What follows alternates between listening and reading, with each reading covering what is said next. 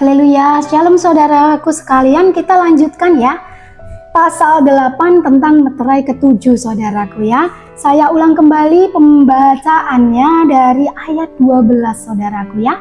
Lalu malaikat yang keempat meniup sangkakalanya dan terpukullah sepertiga dari matahari dan sepertiga dari bintang-bintang. Sehingga sepertiga daripadanya menjadi gelap dan sepertiga dari siang hari tidak terang, dan demikian juga malam hari. Lalu aku mendengar seekor burung nasar terbang di tengah langit dan berkata dengan suara nyaring, "Celaka, celaka, celakalah mereka yang diam di atas bumi, oleh karena bunyi sangkakala ketiga malaikat lain yang masih akan meniup sangkakalanya." Apa maknanya saudaraku? Pada saat sangkakala yang keempat ditiup, maka akan terjadi kegelapan yang melanda sepertiga bagian bumi. Banyak sekali kematian, sehingga tidak ada orang yang mampu menguburkan. Wow, luar biasa saudaraku ya. Maka mereka akan menjadi makanan dari burung nasar. Ngeri ya. Tidak ada lagi malam ataupun siang, karena semuanya menjadi gelap. Ini didukung apa saudaraku? Kalau World War III terjadi, nuklir, loh bahkan satu negara bisa memiliki 5.000 lebih nuklir loh saudaraku. Kalau semuanya dilepaskan saudaraku, langit kita ini apa enggak hitam kelam, gelap seperti karung kabut saudaraku. Makanya kan ada kan ayat yang mengatakan matahari gelap seperti karung kabut saudaraku ya. Nah, karena semuanya menjadi gelap semua karena peristiwa itu saudaraku ya. Nah ternyata sudah selesai. Saya kira masih banyak tadi saudaraku ya. Baik, jadi saya sampaikan pesan lanjutannya ya. Jadi saudaraku, so wake up everybody, pray and worship him more and more, don't be afraid ya. Jadi jangan takut menghadapi apapun ya. Keep your faith until the end ya. Pertahankan imanmu, belajar menahan lapar dan mengendalikan diri sampai kalau tidak masuk dalam rapture, berarti sampai kematian menjemput kita ya. Jadi kita harus punya jiwa martir tuh seperti itu saudaraku ya. Gak takut apapun karena kita mempertahankan iman kita kepada Yeshua HaMashiach. Bahkan Rasul Yohanes pun pernah digoreng. Meskipun Rasul Yohanes meninggal dalam usia tua begitu ya, tapi Rasul Yohanes itu penderitaannya yang luar biasa saudaraku ya.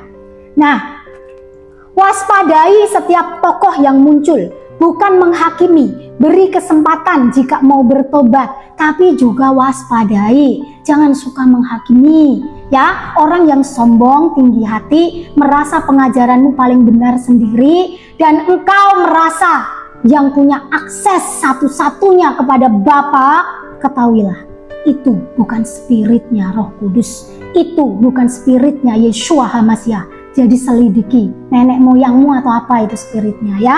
Jadi semuanya rendah hati, selidiki, ayo selidiki ya.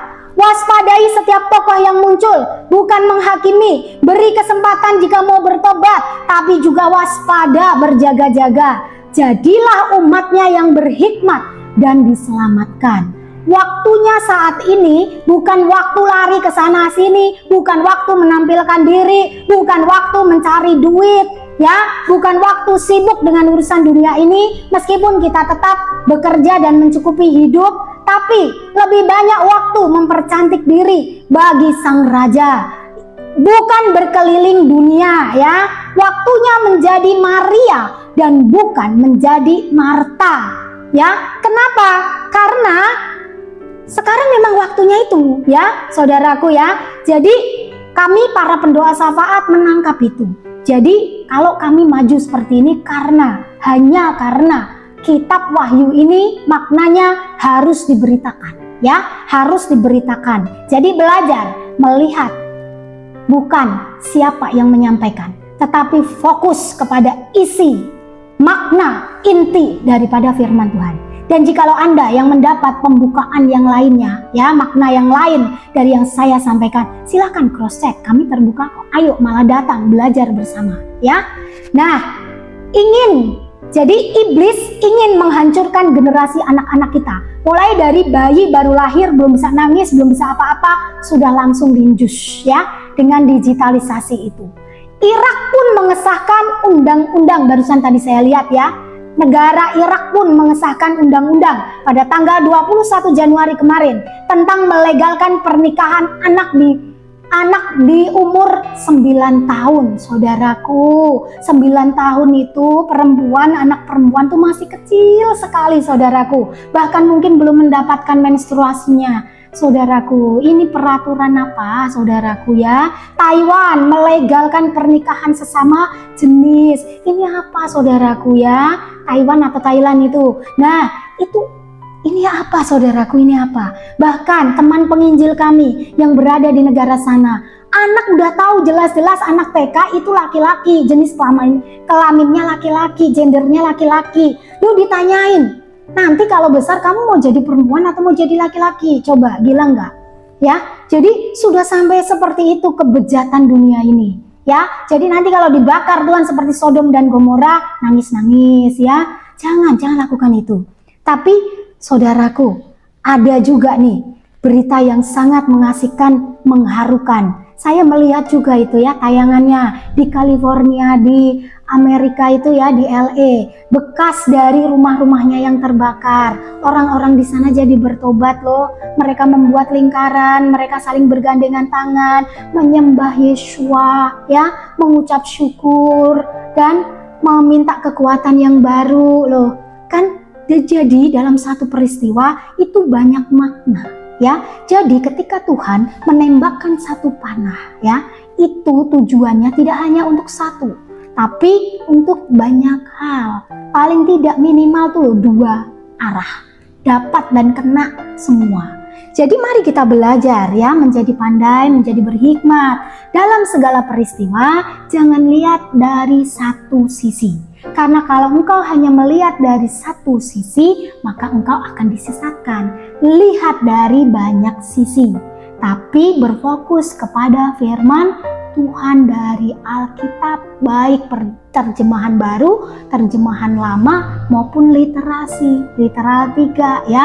Jadi belajar semua, saudaraku ya. Jangan mengedepankan emosi ya, jangan mengedepankan akunya, jangan ya. Supaya kita bisa indah dipakai oleh Tuhan menyelamatkan jiwa-jiwa. Ayo saudaraku, mari ya lakukan itu. Terima kasih untuk pasal ke-8 tentang materai sangkakala ke-7 sudah saya bacakan ya. Sangkakala ke-7 atau materai ke-7 tadi, saudaraku? Sebentar. Lupa sendiri. Materai yang ke-7 ya, saudaraku ya. Jadi tentang materai yang ke-7 sudah selesai dibukakan, ada 2 video. Jadi kami harap Anda bisa mengikuti semuanya dengan tuntas. Terima kasih, Yesus Hamasiah memberkati. Sampai bertemu di episode pasal ke-9, saudaraku. Kami akan ngebut karena waktunya sudah habis ya. Waktunya telah tiba. Siapkan dirimu ya. Haleluya, puji Yeshua, puji Bapa Yahweh. Berkat yang terindah sampai kepada Anda dalam damai sejahtera dan sukacita. Yeshua Hamasiah memberkati.